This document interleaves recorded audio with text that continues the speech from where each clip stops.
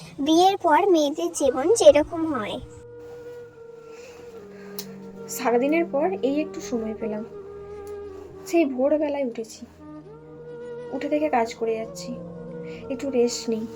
কখন তো উঠেছি, কখন থেকে কাজ করে যাচ্ছি, একটু রেস্ট করি, ফোনটা একটু দেখি। এ মা, মা এতবার ফোন করেছে, নিশ্চয়ই কোনো দরকার আছে। এতবার ফোন করেছে, আমাকে তো ফোনেতেও পাইনি, নিশ্চয়ই চিন্তা করছে। মাকে একটা কল করি।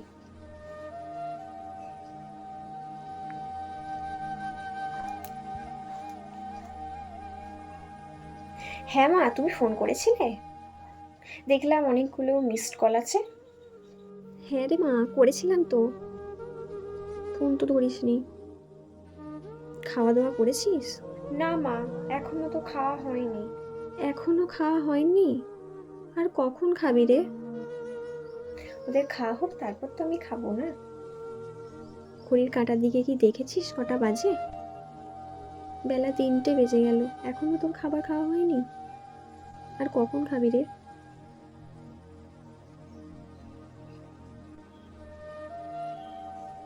যাই হোক, বাদ দাও। তুমি ঠিক আছো তো?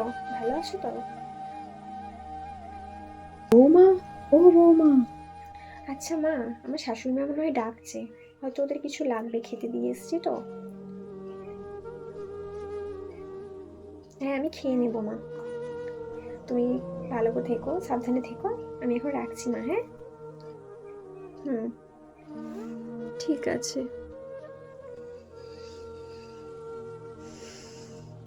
আমার মেয়েটা তো নিজে থেকে কখনো নিজের দিকে খেয়াল রাখেনি, টাইম মতো খায়ও না, জোর করে খাওয়ালে খেত। কি যে করবে।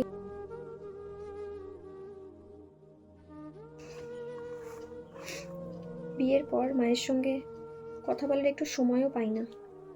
ফোন তো দূরের কথা, বিয়ের আগে কতই ঝগড়া করতাম ফোন দেখার জন্য মায়ের সাথে, কাজের একটু হেল্পও করতাম না মাকে। আর আজ দেখো, আমি ফোন দেখার একটু সময় পাই না, আর কাজ করতেই সময় চলে যায়।